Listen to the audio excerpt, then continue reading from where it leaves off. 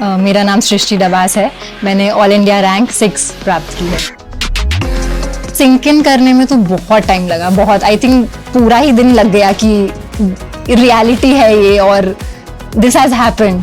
इतना प्रिपेयर करते हैं, इतना पढ़ते हैं, but then the D day पे it's asked entirely different. I never put it into number of hours. कभी एक्चुअली एक बार बैठती हूँ पढ़ने तो देखा भी नहीं कभी कितना टाइम हुआ है। More of a stress test I would say, and I think वो क्वालिटीज़ जो वो ऑब्जर्व करते हैं वो हमें आंसर्स देते टाइम पता नहीं चलता है, but they are testing how you perform under pressure. Mental health is something जिसके बारे में बात करना बहुत ज़्यादा ज़रूरी हो गया है। Me being a girl child, I wasn't even accepted while I was born. To be very honest, my interview I felt was a disaster. एक बार अगर ठान लें और एक बार सोच लें कि करना ही है, तो फिर ये क्यों सोचना कि 3rd या 4th अटेम्प्ट में करें। हमेशा एम तो हम हाईएस्ट के लिए करेंगे ना, यू नो।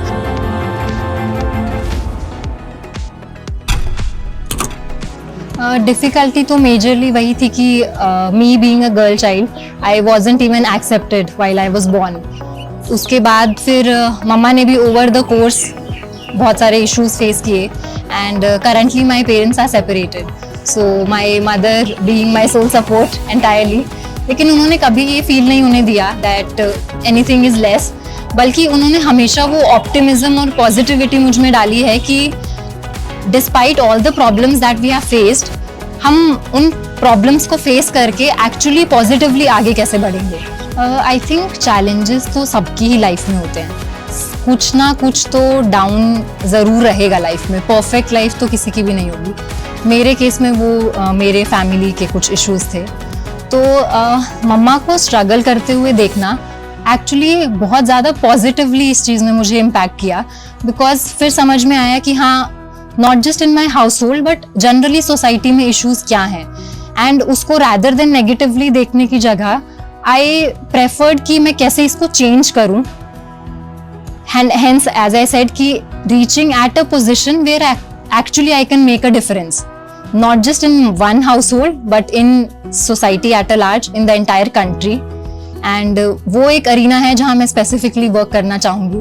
प्रेपरेशन तो क्योंकि ग्रेजुएशन का मेरा फाइनल सेमेस्टर जो है वो कोविड में ही निकला, अनफॉर्चुनेटली फेयरवेल भी नसीब नहीं हुई, सो तभी से ही सब कुछ वो शट डाउन, लॉकडाउन था।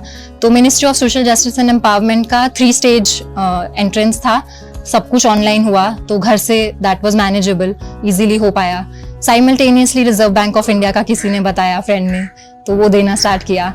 And as I was working with the ministry, Reserve Bank of India का इंटरव्यू उस दौरान दिया था, साथ साथ वो भी हो गया। फिर आई स्विच द जॉब।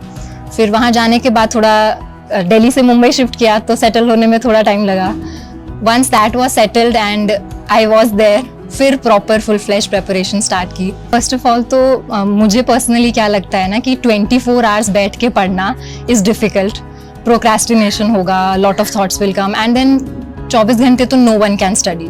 तो रिलेटिवली मुझे बल्कि क्या लगता है कि कोई और ऑल्टरनेटिव करियर या जॉब या कुछ भी करते हुए प्रिपेयर करना इज़ मोर बेटर, क्योंकि कम टाइम में आप ज़्यादा प्रोडक्टिवली कर पाते हैं, ज़्यादा एफिशिएंटली कर पाते हैं, टाइम मैनेजमेंट बेटर कर पाते हैं। Regarding my routine, mostly I am an early morning person, तो सुबह जल्दी उठना, बीट 4 o'clock 5 o'clock यूजुअली। सुबह उठ के वो 3-4 आवर्स ऑफिस जाने से पहले जितना प्रोडक्टिवली यूटिलाइज हो पाता है, बिकॉज फ्रेश माइंड है, एंड तो वो टाइम स्पेसिफिकली दिया। देन ऑफिस में भी sometimes I would manage out time somehow, तो लाइब्रेरी वहाँ पे है एक, I would go to the library.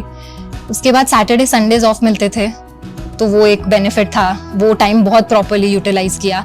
And जो भी मेरी लीव्स अवेलेबल थी, वो leave management I think I did that very judiciously.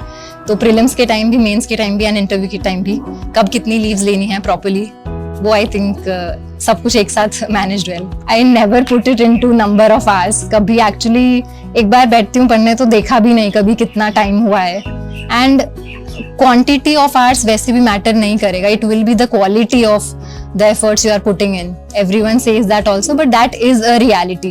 क्योंकि कम टाइम में भी हम ज़्यादा प्रोडक्टिवली पढ़ सकते हैं, rather than ज़्यादा टाइम में वही चीज़ को धीरे धीरे पढ़ना। ये I think person to person vary करेगा. जैसे आपको सब्जेक्ट भी एक बारी में एक करना है या 2 सब्जेक्ट साइमल्टेनियसली रखने हैं, सबकी पर्सनल चॉइस है, सबकी पर्सनल कंफर्ट है. तो मैं एक सब्जेक्ट स्टार्ट करती थी तो मैं कुछ टाइम वो एक ही सब्जेक्ट को देती थी for continuity and for consistency. बाकी रिविजन विद टाइम हमें समझ में आता है कि इम्पॉर्टेंट चीज़ें क्या हैं. तो as in when we move to the next revision, time हमेशा कम होता ही जाएगा क्योंकि पूरा दोबारा से रिवाइज नहीं करना पड़ता है. तो फर्स्ट टाइम पढ़ा तो जैसे मैं पेंसिल से मार्क करूँगी, सेकंड टाइम पढ़ा तो वही चीज़ को पेन से मार्क करूँगी, थर्ड रीडिंग दी तो उसको हाइलाइटर से मार्क करूँगी. तो वो अपने आप टोन डाउन होता जाता है मटेरियल एंड देन ब्रेन में फीड भी ज़्यादा होता जाता है तो उसको रिकॉल भी जल्दी कर पाते हैं. Particularly it's Kathak dance. So वही हमेशा रहा है क्योंकि not just as a physical form of exercise but as a mental form of exercise. कि कुछ लोगों के लिए वो मेडिटेशन और योगा होता है बट मेरे लिए वो डांस था. तो जब आप प्रिपरेशन करते क्या उसके टाइम के बीच में भी आप कथक के लिए टाइम निकाल पाते थे? कभी कभी हाँ, इतना टाइम तो मिल जाता है क्योंकि स्पेसिफिकली सेपरेटली तो कुछ टाइम निकालना नहीं पड़ता है. बल्कि रादर जब बहुत स्ट्रेन्ड आउट हो और पढ़ाई नहीं हो पा रही है, then I think dance is a beautiful thing to make yourself rejuvenated. तो जैसे RBI मैंने ज्वाइन किया दिसंबर 2021 में. उसके बाद ज्वाइनिंग एंड मुंबई में घर ढूंढना सबसे बड़ा टास्क था. वहाँ पे सेटल होना, वो सब में थोड़ा टाइम लगा. देन वहाँ मेरी इंडक्शन ट्रेनिंग हुई, वो मई में हुई, कुछ मई 2022 एंड देन अक्टूबर 2022 में. दैट वाज स्प्लिट थोड़ा सा. Sort of after the induction I began properly.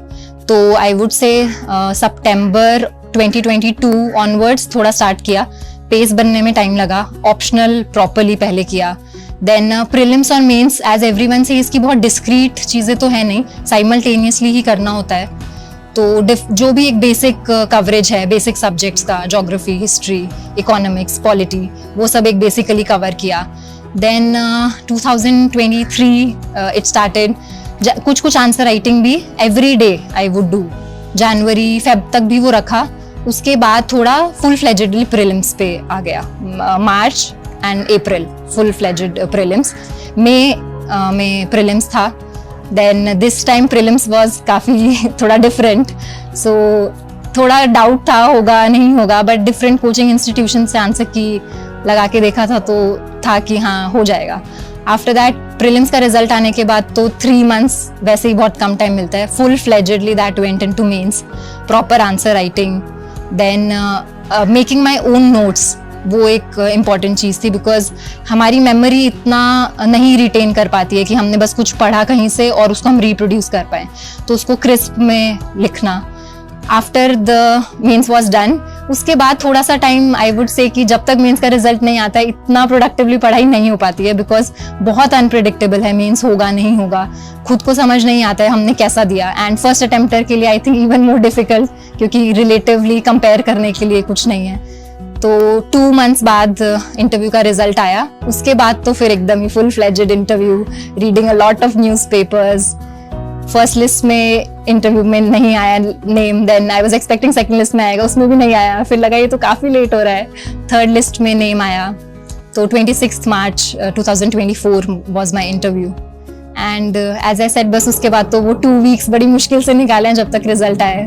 To be very honest, my interview I felt was a disaster. मतलब जो एक्सपेक्टेशंस थी, जैसा सबसे सुना था कि बहुत कॉर्डियल जाता है, it is more of a conversation not of a question answer session, वैसा बिल्कुल नहीं था.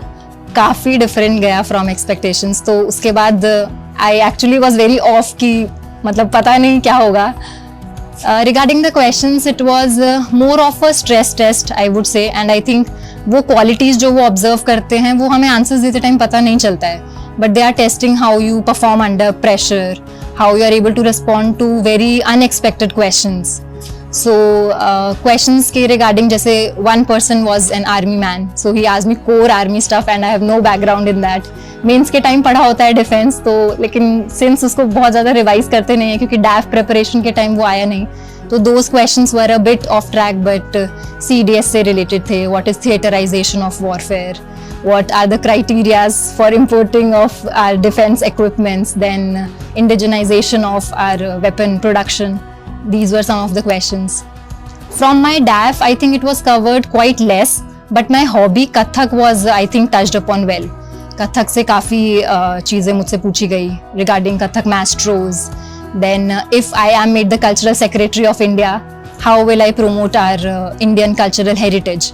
That I think was a question जिसमें मेरा opinion टेस्ट हो रहा था, तो उसका 3 points में आंसर दिया. Then social media, how do I see it? How do I bring about a change in the negative factors that are creeping into the social media front?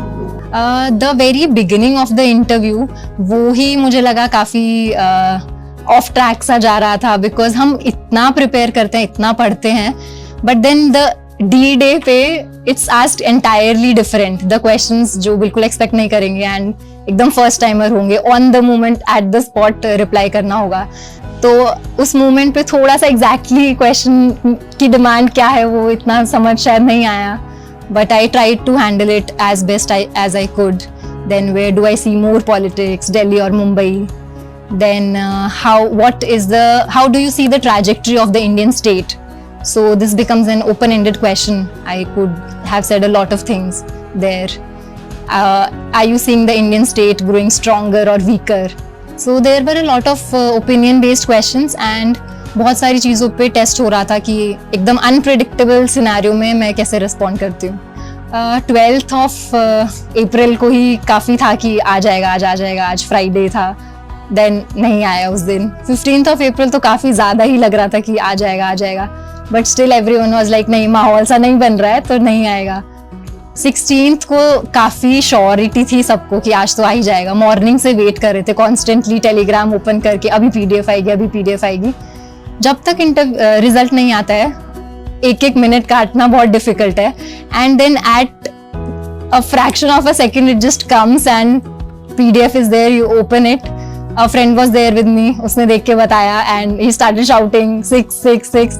एकदम से I just went blank. पहले तो मुझे लगा नहीं, fake PDF ना हो, हम एक बार कंफर्म कर लेते हैं. UPSC वेबसाइट से खुद से डाउनलोड करके देखा. उसके बाद भी सिंक इन करने में तो बहुत टाइम लगा, बहुत. आई थिंक पूरा ही दिन लग गया कि रियलिटी है ये और दिस हैज हैपेंड. तो सबसे पहले फर्स्ट अटेम्प्ट में 6th रैंक. यस, सबसे पहले मम्मा को वीडियो कॉल किया, उनको बताया, तो एकदम से शॉक में, और she also started crying. Social media as such was never a distraction for me. Social media presence मेरी कम ही है. Other than that I think internally एक जो सेल्फ कंट्रोल होना चाहिए वो वेल इनफ था कि कितना कंज्यूम करना है उतना पता है. देन कभी कभी ऑब्वियसली होता था कि हाँ फ़ोन पास में है तो हर थोड़ी देर में व्हाट्सएप चेक हो रहा है या कुछ, तो मैं दूसरे रूम में जाके फ़ोन रखाती थी ताकि वो रीच में ही ना रहे, तो बिल्कुल आउट ऑफ साइट हो जाए. फ़ोन दूसरे रूम में है तो इजीली फिर पढ़ाई हो पाती है. आई थिंक अपने खुद के वेज हम निकाल सकते हैं how to reduce that distraction. Very recently तो 12th fail came, I watch that in a theatre only. सबके लिए आई थिंक वो काफ़ी इंस्पायरिंग रहा है. एस्पिरेंट सीरीज वो सबके लिए बहुत इंस्पायरिंग रही है. तो लोग देख के कनेक्ट कर पाते हैं, अपनी जर्नी से कुछ ना कुछ रिलेट कर पाते हैं. तो those have been very inspiring. In this regard mental health is something जिसके बारे में बात करना बहुत ज़्यादा ज़रूरी हो गया है. हम लोग सिर्फ फिजिकल हेल्थ की बात करते हैं. बहुत कम लोग हैं जो मेंटल हेल्थ को समझ पाते हैं. उससे भी कम लोग हैं जो मेंटल हेल्थ को ट्रीट कर पाते हैं, काउंसलिंग ले पाते हैं. तो ये बहुत ज़रूरी है that we open up, we speak, we discuss, we talk, we communicate जो भी प्रॉब्लम्स हम फेस कर रहे हैं. Because life is very very precious. I believe चाहे कितनी भी प्रॉब्लम्स हो, लाइफ एंड करना तो कभी भी सॉल्यूशन नहीं है. It's like you are running away from the problem will not stop chasing you. Then you have to face it, and कोई ना कोई तरीका, कोई ना कोई सॉल्यूशन हमेशा हर केस में, हर सिचुएशन में डेफिनेटली होता है. बस वही है that we have to find that positive ray of light and we'll cross the tunnel of darkness. हम प्रॉब्लम्स को देखते हैं कि कोई प्रॉब्लम आई और हमने बहुत नर्वसनेस और एंग्जाइटी में वो प्रॉब्लम को देखा. बट माई मदर सेज कि look at it positively in a way that you see it as butterflies in your stomach. Butterflies being the most beautiful creatures. And all of us can definitely metamorphose into beautiful butterflies. We'll have beautiful wings, we'll hop onto so many beautiful flowers. तो I think ऐसा कुछ metaphorically भी हम कभी कभी सोच के खुद को पॉजिटिविटी दे सकते हैं ताकि सभी प्रॉब्लम से थोड़ा मैनेज कर सके। एक तो ये परसेप्शन तो चेंज करने की काफ़ी ज़रूरत है, बिकॉज आई फील एक बार अगर ठान लें और एक बार सोच लें कि करना ही है, तो फिर ये क्यों सोचना कि थर्ड या फोर्थ अटेम्प्ट में करें। हमेशा एम तो हम हाईएस्ट के लिए करेंगे ना, you know, we'll aim for perfection, so at least we'll reach excellence. And तो dream big, dream for AIR one, I would say सबको। तो बाकी फिर जो मिलेगा उसको हम्बली हम एक्सेप्ट करेंगे।